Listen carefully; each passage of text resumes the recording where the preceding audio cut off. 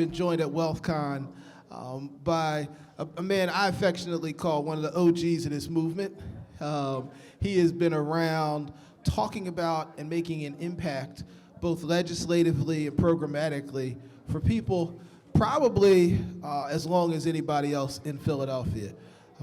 And that is the Honorable Chairman of the Democratic Chairman of the Appropriations Committee, Senator Vincent Hughes. Let's give a hand for Senator Vincent Hughes.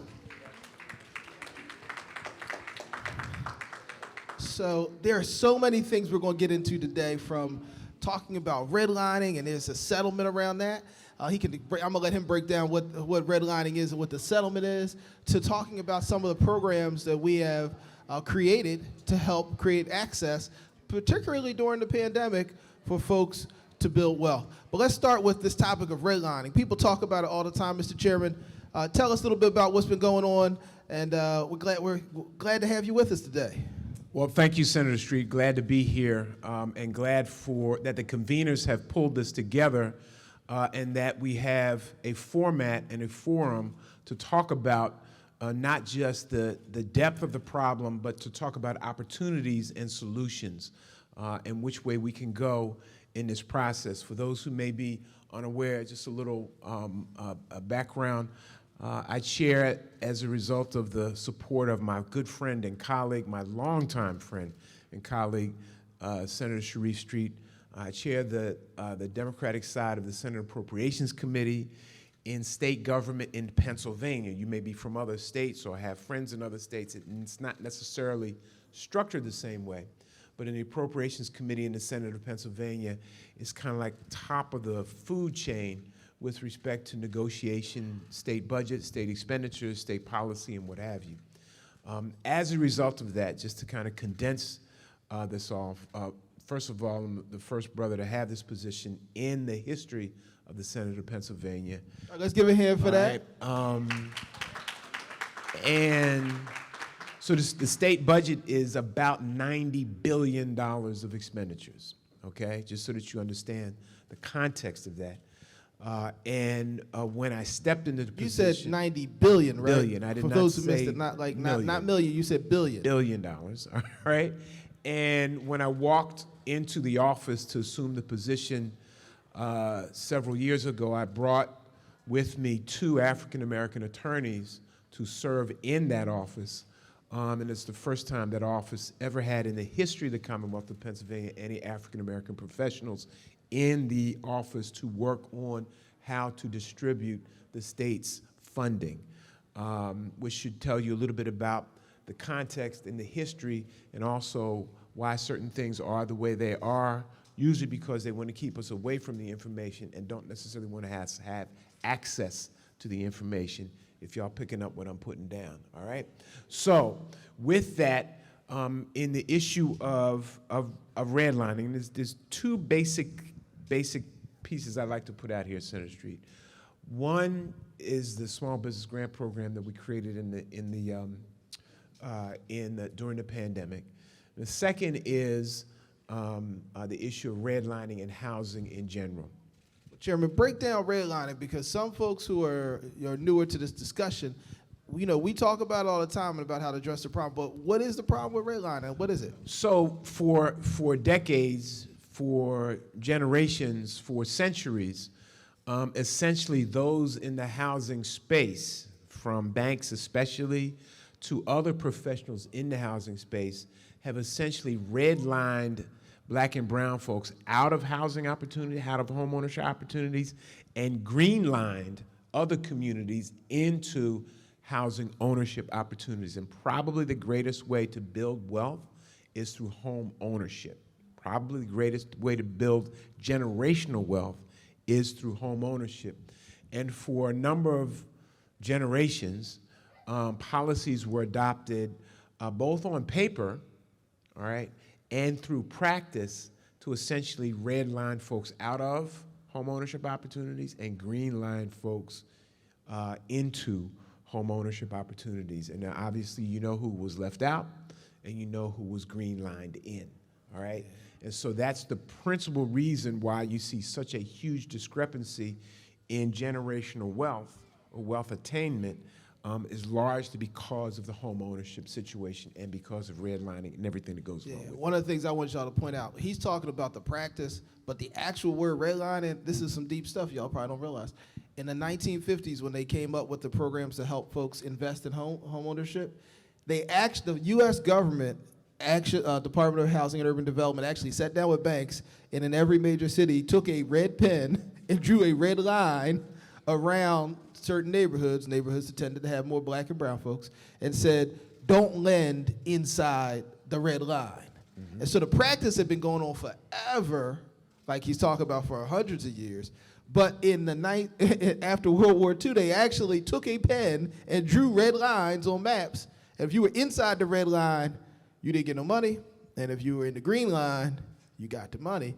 Mm-hmm. And so that still is impacting folks, because that's why folks didn't have houses to pass on, because you couldn't get loans. And as Senator Street indicated, and we could spend hours talking about this. The practice when World War II ended and the GI Bill afforded home ownership opportunities for returning veterans, black veterans were excluded from those opportunities on paper, in law, all right? And then you have the extended practices that extend from the banks, but also go to the appraisers, go to the insurance providers in home ownership. My man right here does a lot of good work helping young people understand the practice, and you go all up and down the home ownership process, all right? Discrimination was a fundamental part of the practice of keeping black folks out of home ownership and making sure the white folks had access to home ownership. You may have seen recently a New York Times report, a New York Times article that played itself out all across the country. It was a huge spread in the New York Times that talked about a black family, I believe in Virginia, but it could have been North Carolina. I don't remember exactly. That went in, applied for a mortgage,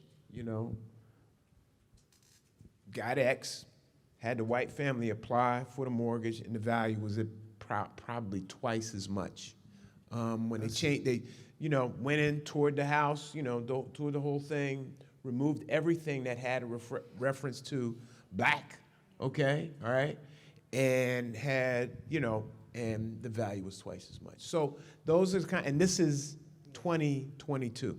Those are the kinds of things that we've been dealing with. I do want to point out that when the chairman of the Appropriations Committee is a committee that's part of leadership, they make decisions about everything, spending money. Also, he's part of the team that makes decisions about staffing committees.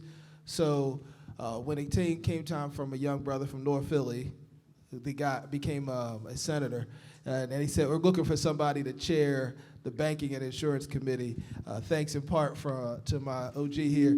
I became the first chairman, freshman to chair. I'm not a freshman now, but I was a freshman at the time, to chair the Banking and Insurance Committee, in part because Senator Hughes thought it was important for people of color to have representation in that committee. So I've chaired it ever since I got to the Senate. So what would we say in banking and insurance? That's the banks and insurance companies. Like, where's the money? The banks and the insurance companies, right?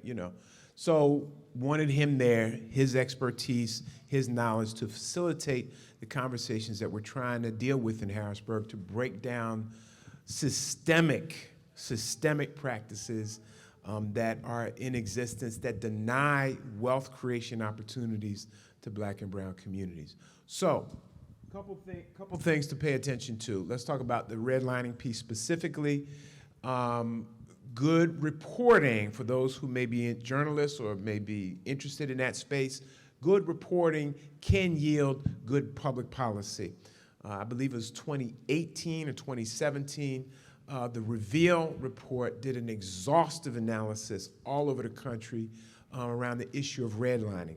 And in that report, it focused on Philadelphia. In Philadelphia, and again, I'm taking a lot of information, I'm condensing it, would suggest that you go see it and go pull it up.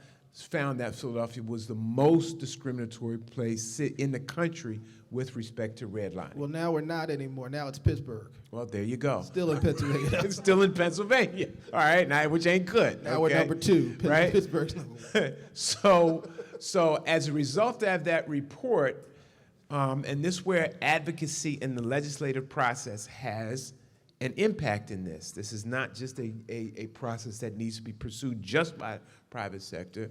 It just so happens in the Appropriations Committee, the Attorney General was coming in front of our committee about a week after this report came out, and we cold-blooded just straight up said, yo, Attorney General, what you gonna do? And I'm taking a lot of conversation and simplifying it, right? You know, what you going to do? Okay, all right? And he began an investigation that no Attorney General in the history of the Commonwealth of Pennsylvania has ever commenced. And fast forward to earlier this year, announced a settlement with Trident Company, which is a tenant, a part of Fox and Roach, I think. And they have to put up $20 million in the city of Philadelphia, specifically for black and brown families, to be able to become homeowners, which starts at a down payment fee of about $10,000 to black and brown families. Why is it significant? Very seldom do we get these wins. You see how long it took to go from the beginning of the investigation to get to a settlement. Very instructional, because these mortgage lending institutions are not necessarily regulated like the banks are, okay? So now we've got a piece that has come, a successful piece that has come, that kind of gives us a roadmap how we can pursue this process going forward. That sounds like some really good stuff that happened. That was Attorney General Josh Shapiro, right?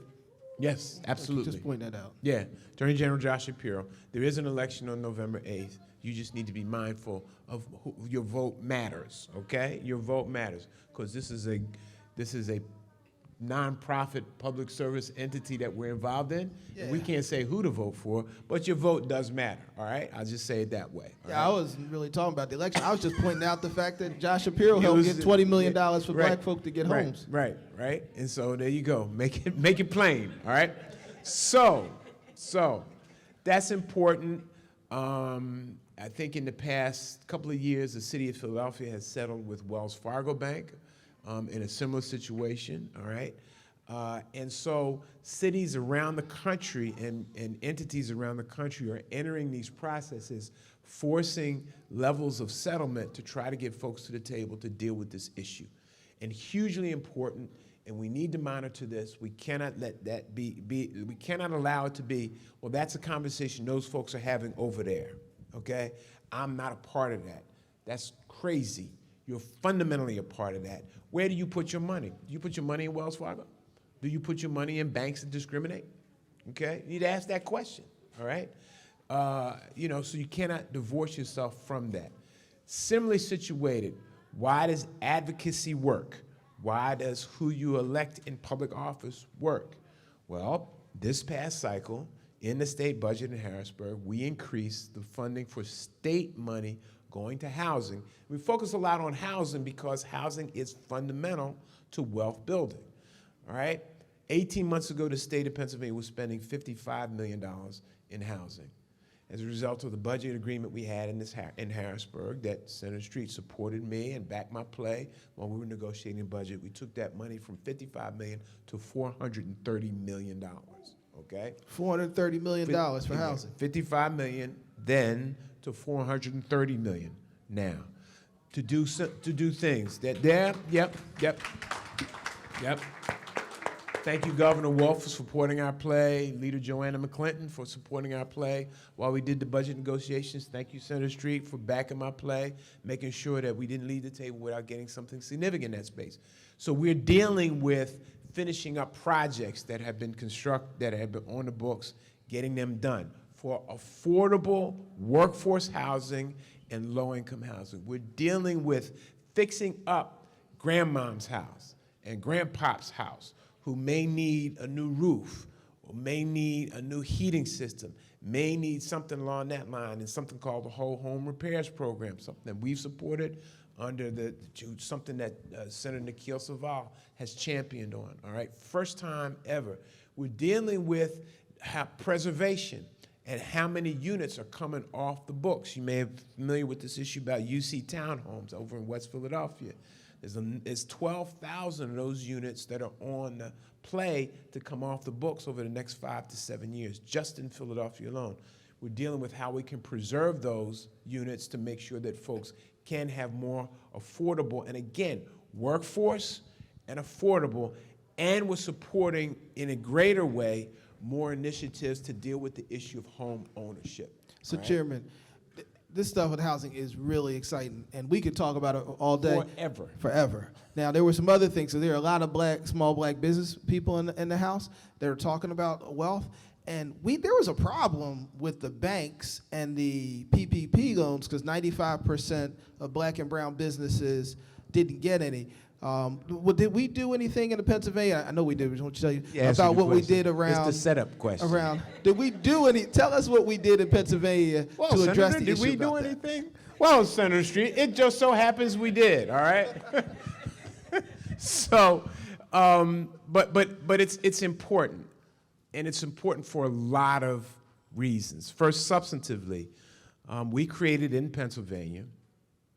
We created something called the Small Business Grant Program. Grants, not loans. I'm going to say that 3 times so it sinks in. Grants, not loans. Grants, not loans. Because grants create equity for your business, loans create debt. Exactly.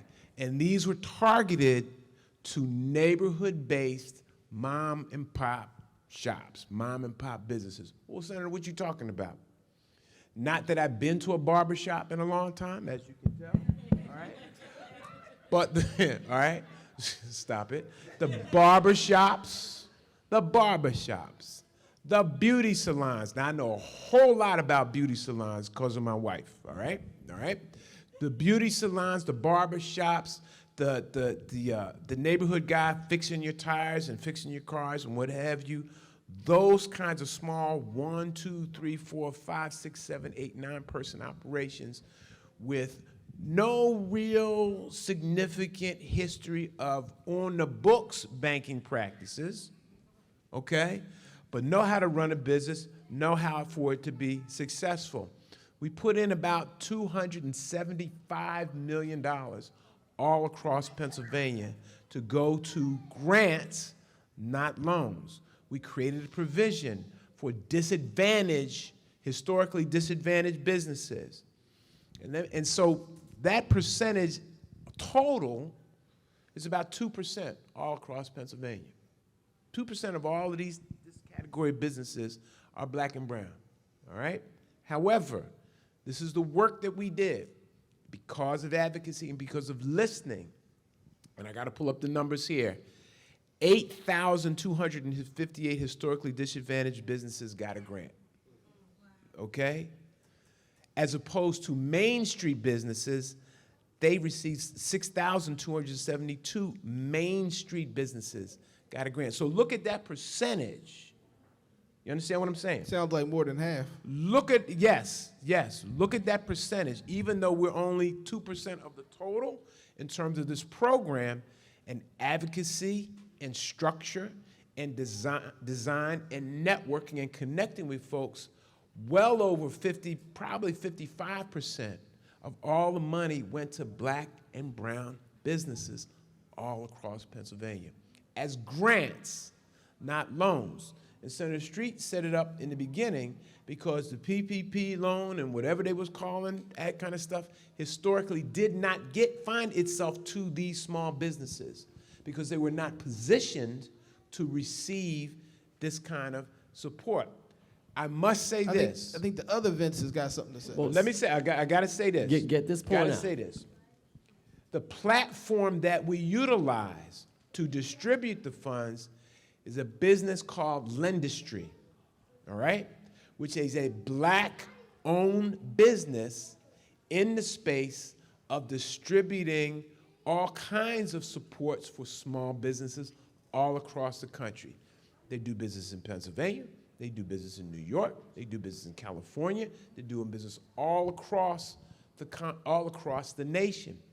So, advocacy, intent, all right, design, and utilizing the knowledge that we have, but most importantly, the knowledge that you all presented to us, how to structure this to make sure that it got to where it needed to get to. So, Brother Vincent, you had a question. Now, thank you, Senator Hughes. Yes, now, sir. again, we're here, a part of Philadelphia, and I think it's a chance for the people of Philadelphia to ask you two questions about this. I mean, the great thing about starting a business is that you get an idea. All right, you're gonna make a chair business, that's great, but then how are you gonna start it?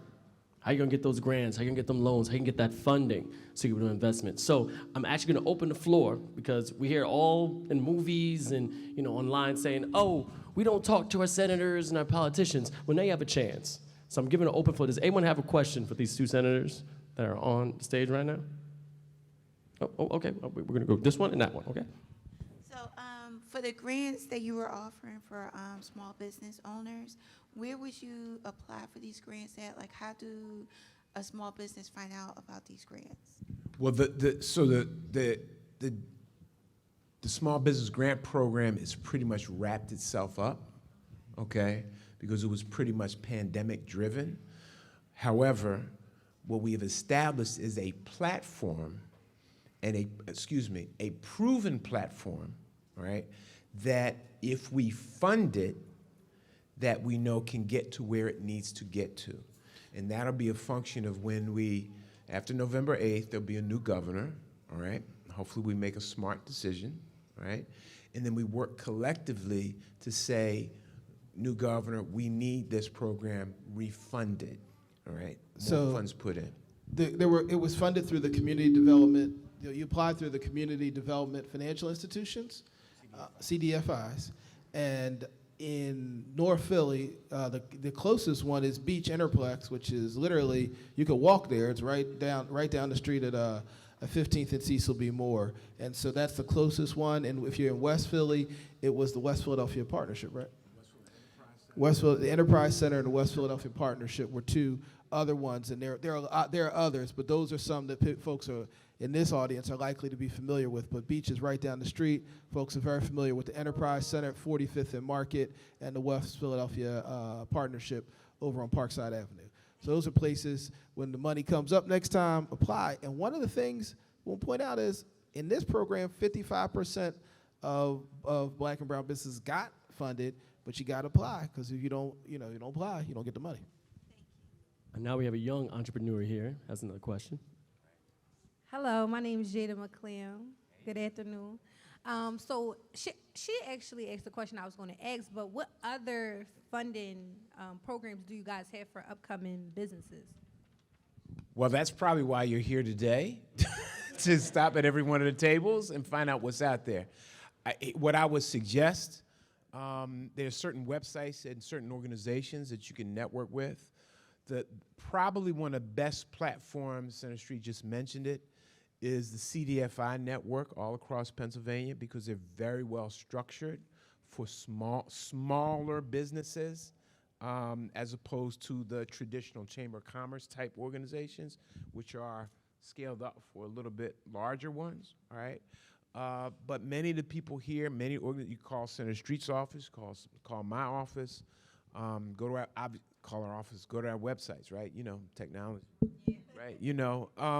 Utilize those places and get linked in. But I think, especially if you're a startup, all right, the CDFI network may be some of the best positioned entities to really help out and kind of handhold you through the process. Now, Chairman, I'm going to point out something.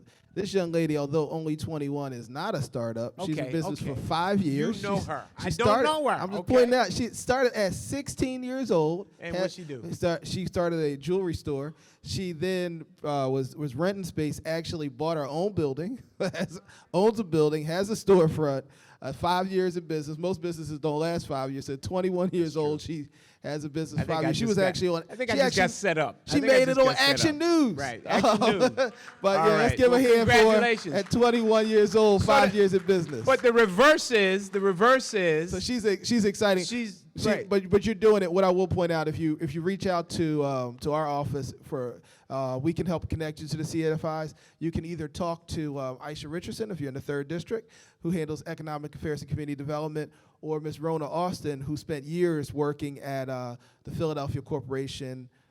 PCDC, yeah. Philadelphia Community Commercial Commercial Development Development Corporation, Corporation, who can also connect you to some city programs. There, Wait a minute. long programs out there. She can run her own class. She Okay, could. She does can run her own class. Matter of fact, all she right? does run a class. There you For go. young people. All right. I Set think me up. the young You lady set sitting me next up. to her, you're in her class, aren't you? They're both in her class. All right. See, she runs a class too. There you go. There you go. There were so many answers. You said to stay here, but look, you got the information you wanted. Yeah. There you go. There you go. Now you we got go. room for one more question because these senators are on the time schedule. We got one more question. Anybody? Got one more? Nobody got a question? Oh, we got a question right here. All right.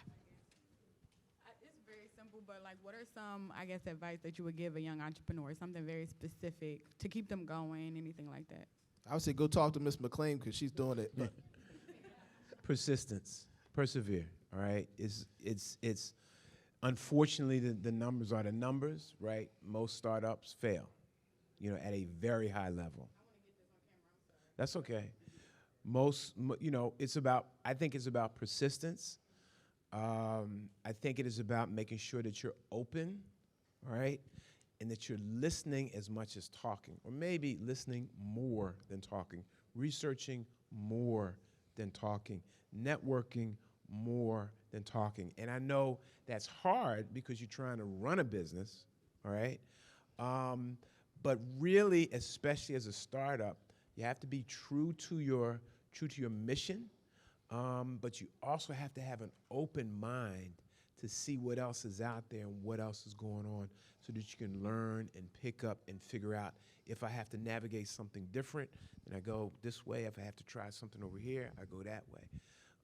What we've seen in all of our interaction and the benefit of being in the positions that we're in is that everybody comes at our table. Everybody comes to our table. Everybody's interacting from our office, from neighborhood-based small businesses to some of the wealthiest of the wealthy, all right? And networking, we probably don't have enough time, but I'm gonna try to slip in an important story. Talking to folks in your community, all right? 2004, you were just a little baby. 2004.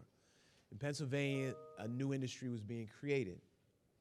Gambling, okay? Legalized gambling. Now it's pretty much run the course.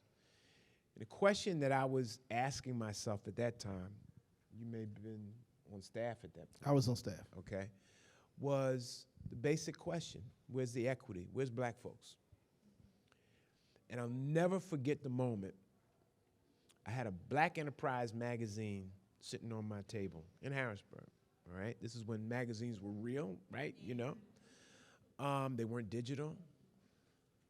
And the businessman of the year was a brother by the name of Don Barton.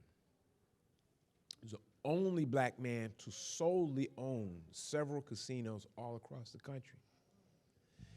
And I said to my staff, I wasn't appropriations chairman then, but I had a young man working for me, all right, brother working for me, said, they're talking about cutting a deal on a multi-zillion-dollar industry, all right? Because in gambling, you're terrible if you lose money in gambling. If you own a gaming facility, all right? Now, if you're going into a gaming facility and gambling, you're par for the course. You're going to lose, okay? But if you own, that's the check for the ever, which is why I don't understand how Donald Trump lost his gaming casinos, but that's a whole nother conversation for a whole nother day. Well, they say 1 in a million person loses if you're the owner. He's There the you one. go. He's that one. So what am I saying? What I'm saying is this. I cold called this brother. I ain't no can of paint, can of lucite paint. I cold called him, all right? He's Businessman of the Year, Black Enterprise magazine. We trust the magazine. They made him Businessman of the Year. Must be somebody. I cold called him. Within 3 days, he flew to Pennsylvania. Wow. And he won the license for Pittsburgh. Now, let me tell you how cutthroat the world is. Tell you how cutthroat the world is. He borrowed money from a pension fund to help finance. He had, but he borrowed money. The economy dropped. And the folks in Pittsburgh, the business people in Pittsburgh said, well, we're not sure about your capacity to pull this off. We're going to stop construction. We'll slow down construction. This literally happened. And they slowed it down. And they slowed it down. And they stopped it. They slowed it down. He wound up losing his license, long story short. All right? Because somebody made a decision to basically wait him out. And he ran out of funds. And so, that's a macro issue, all right, to help folks understand the odds that are in place against us to be successful. Now look at it from the different lens. Here's a brother who owned licenses, previously came to a state that he did not know, was successful in a competitive process. So you have to look at the positivity, understanding there's going to be something negative that's going to be in the way, all right? But don't let, and this is where I'm going to quote my wife, okay? Don't let anyone stop you from pursuing your dream. Gotta be flexible, but don't let anyone stop you from pursuing your dream, because someday you're going to win the Emmy. All right. Or you're going to win the $1 million, all right? So, That's what I'm talking about. wanted just as a closing remark, point out new industry tip. Guess what? Cannabis is the new gaming industry. Get in the cannabis space. Legalization's coming to Pennsylvania soon. And then finally, a quote that sort of captures the spirit of what Chairman Hughes was saying. Calvin Coolidge said, "Nothing in this world can take the place of persistence. Talent will not. Talent will not. Nothing is more common than unsuccessful men or women with talent. Genius will not. Unrewarded genius is almost a proverb. Education will not. The world is full of educated derelicts. Persistence and determination alone are omnipotent. The slogan, 'Press on,' has solved and always will solve the problems of the human race." That was President Calvin Coolidge, and it's a great motto. Let's give a hand for Chairman Vincent Hughes. Yes, sir. And also put your hands together for Senator, the one and only Senator Sharif Street. Street. Give it up for him. Thank you very much. Thank you, Sharif.